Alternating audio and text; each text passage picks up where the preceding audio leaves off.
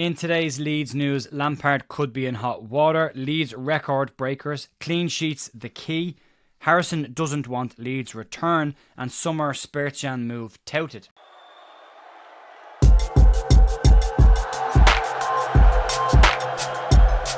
Hey folks, Jay here at the View, Thursday morning the 6th of February with your Leeds United news. Hope you're all having a good week so far. 3 points for Leeds last night. 2 goals and a clean sheet, but it could have been 6, it could have been 7 had Leeds been a little bit more unselfish in the final third or a bit more clinical also at moments. But it could easily have just been 4 because Leeds have now, from what we can see, a nailed on penalty denied by a referee. And Willie Gnonto's goal, the third goal that should have stood, was very, very much onside, and you can see that on screen right now of how onside he actually was. But it puts Leeds 5 clear of Burnley and 5 clear of Sheffield United, at least for now. Sheffield United have Portsmouth on Saturday while Leeds take on FA Cup action against Millwall. But there's a bit of stuff to get stuck into this morning. Some fallout from last night, some things that went amiss have been picked up but since, as well as a potential update on some transfer stuff that was talked about during January. I thought we'd get 6 or 7 weeks before this happened, but there's a firm enough report coming out, so we'll talk about that towards the end, as well as Jack Harrison's future. But let's start off with Frank Lampard, and he could be in a little bit of hot water. If Frank Lampard thought that he was going to get a quiet night from the Leeds United fans base, he was very, very wrong, and a couple of gestures made towards the Leeds away end after the game may have gotten Frank in some hot water. According to ex-FIFA referee Keith Hackett, Lampard's hand gestures may see him receive a letter from the EFL to explain his actions. After the game last night, Frank was asked by the journalist if he would like to explain his gestures to the Leeds end, and Frank declined to do so and said that he didn't want to talk about it. Probably shouldn't have done it if he wasn't willing to talk about it. Lampard appeared at one stage to cup his ear to the Leeds end before then putting up fingers on both hands, suggesting a 4-2 result, apparently leaning back to the playoff semi-final win with Derby County. A playoff semi-final win, by the way, that didn't result in promotion to the Premier League. They lost the final and Frank moved on from Derby, so not the flex that he thinks it is right now. But there was one more hand gesture, and as kids watch this channel, I won't say what it is, but you can see the video on screen right now, and that's enough explanation for you. But Frank didn't like what the Leeds fans' response was to his initial one, and Keith Hackett said the following on the situation. The statement that was issued on the actions of players over-celebrating was made by the Premier League spokesman, not a member of the EFL. The EFL may have a different approach. However, the actions by Frank Lampard are not advisable, and he may well receive a letter from the authorities giving him some operational advice. The police and clubs work hard behind the scenes to control and manage spectators. It's so important for crowd safety. Now, Keith Hackett's comments come in relation to the cupping of the ear and the 4-2 comments that he put up, not the additional hand gesture that has been picked up by fans on camera and been shared around social media now. And it'll be interesting to see if the EFL have a statement relating to that, if Frank Lampard faces any punishment for that, or if they have any comments around the refereeing performance last night, which was shocking for everyone with an eye, can say that that was one of the worst refereeing performances we've seen this season. So no doubt Leeds will receive another apology from the EFL, as the referee last night appeared to do everything in his power to keep Frank Lampard's Coventry in the game. But we'll see what happens after that. But some more fallout from last night's game, and Leeds have become record breakers this season with the victory over Coventry, and there's some pretty impressive numbers also have come out of Leeds season so far compared to our previous years. Credit for this goes to LUFC Data, who shared this information on X, but Leeds currently have the best goal difference that we have ever had after 31 league games in a single season in our history, that being plus 43. Our club record for an entire league campaign is plus 49, and that was set by Dick Ray's side back in 1927-28, so nearly 100 years ago since that one happened. Another stat that came out was a club record shared by LUFC Data as well. Leeds have conceded just 19 goals this season in our first 31 league matches, a club record lowest tally at this stage of any campaign in the club's history. Our previous best goal difference was 20 goals at this point after 31 games, and that was set back in 1973-74 season. One other one that popped up was Leeds have also created 98 big chances this season. That is the exact same as Sheffield United and Burnley's combined totals. So it shows you now, since the turn of the year as well, Leeds are starting to move. The gears are moving, they're well oiled, and Leeds are starting to clock up some very, very impressive numbers. That goal difference right now is so strong, and had last night gone another direction, we could have added significantly more goals to that as well. But clean sheets are important as well, and Jayden Bogle was speaking last night about the clean sheets after the game, and another key area for Leeds coming out of the game is the clean sheets numbers that Leeds are starting to clock up. Illan Meslier was justifiably criticised for his mistakes earlier this season, as well as some poor performances by fans and also by Daniel Farke. But his 2 massive saves last night helped to contribute to Leeds' 6th clean sheet of the season. I am a firm believer in criticism and in praise in equal measure when justified, and Meslier save last night from Sim's header was given the same XG as a penalty, which goes to show what an incredible save it was, low down to his left hand side.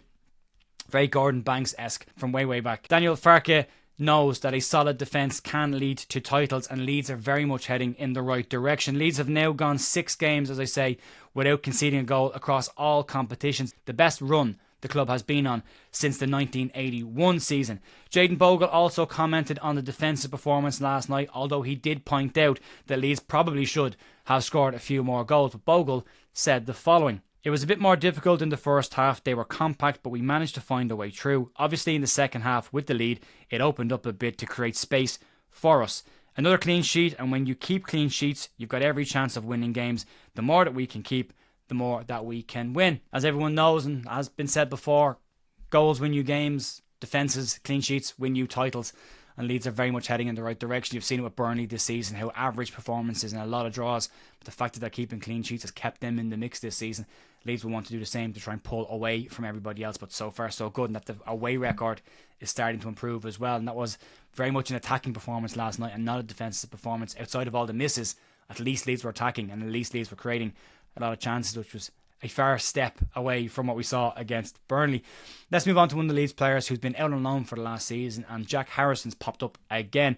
PR and interviews have never really been the strong suit for Jack Harrison, and you only have to go back to the start of Leeds United's Premier League relegation season when Harrison started the season in excellent form, and talk of a call-up to the England side was being touted. At that point, Jack Harrison was asked about the interest in him from Newcastle United, and instead of dismissing the reports because he was a Leeds United player, Harrison said that we'd have to wait and see what happened, which only fueled the speculation. His mum hasn't helped situations since he's been out on loan last year, getting caught on camera saying that he was never returning to Leeds United.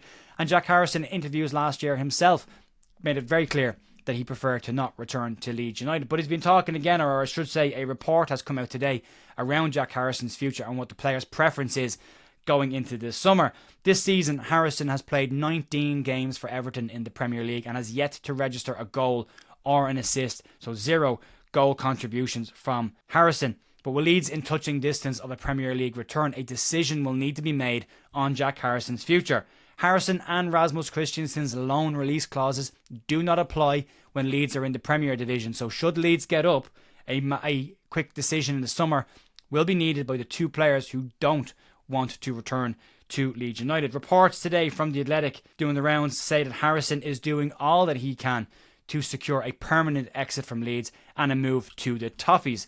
The report says that Harrison's preference is to try and earn a permanent move to Everton following the conclusion of his loan this season. The report also confirms that Harrison was the subject to multiple Premier League clubs' inquiries over January. Whilst Leeds had no option to recall the player, there were several stories linking him with a return to Leeds. And the report also says that Leeds wanted Harrison to stay at Everton. Harrison could receive one of the more cold returns to the club should he be forced to come back, or should there be no interest in taking him on. The numbers he's clocking up this season won't do his case any favours unless David Moyes can get a tune out of him in the run-in for the season with Everton. But it'll be an interesting one to see if Leeds go up, what then happens with Christensen and with Jack Harrison, 2 players who have made it very, very clear they do not want to play for Leeds United again, but 2 players that still have time running on their Leeds United contracts. And then moving on finally to some summer transfer speculation, I suppose now. It is what it is, I suppose. I'll share the report, you can make what you want out of it. All throughout January, we heard links of names to Leeds United that kind of felt like they were probably more Premier League moves, the like of Nico Elvedi being one of them specifically. But one of the names that did pop up in the last couple of weeks of the window has been named again as a potential summer move for Leeds United, and that's Edward Spertsyan from Krasnodar. The Armenian has been labelled as a Pablo Hernandez-esque style player, and made of Premier League quality. Reports today across multiple outlets, including Team Talk in the UK and Sports 24 in Russia, who initially ruled out the move to Leeds, and they say that there is still interest in Spertsyan from Leeds, and a move in the summer could be on the cards. One interesting line that did come out from last week's Sports 24 article, where they said that Leeds were not interested in the player. They said that they contacted Leeds directly, and Leeds told them that they weren't currently pursuing the player, currently being the operative word. Spertsyan and Farke worked together while they were at Krasnodar in 2022. Briefly, that should be said. And the 24-year-old has scored 35 goals with 19 assists since the 21-22 season. Former Russian international Andrei Kanchelskis said that Leeds should go and get the talented player if they are interested in it, and he said the following: "I think that with Spertsyan's skills and mastery, he can play in England. If there is interest from Leeds, then why not? That team is looking to the future, aiming to enter the Premier League, a club with a name, with traditions. Spertsyan needs to use his chance because we need to face the truth. Every year he performs more and more quietly in Russia. In England, he will progress." Kanchelskis alluding to the fact that the Russian league is a deteriorating league, and that if Spertsyan is to hit the heights of his potential, a move to England now would be the key one for him. Kanchelskis finished off by saying that he is a talented player with a bright future, and if he is Pablo Hernandez-esque, we've all been screaming for one of them for quite some time, but every team wants a Pablo Hernandez in their side, and they're not easy to pick up, but it's an interesting one. He was, at the time, it did seem like a Premier League-esque move. Whether it happens or not remains to be seen. You make up your own mind on it. But that's the report. Sports 24 ruled it out last week as a January move, but are now saying there is interest in the player in a potential summer move. And I think Nico Elvedi falls into that category as well, so we'll have to wait and see. We did do a quick live review last night of the Leeds game against Coventry. You can check that out down below, as well as the subscription button. And I will be back tonight at 5 o'clock with the podcast with Andrew Stats Dalton to look ahead to the weekend's game against Millwall in the FA Cup and look back on what's happened this week as well. And I'll see you tomorrow morning as well for more Leeds news. Enjoy the rest of your day. Talk to you soon. See you.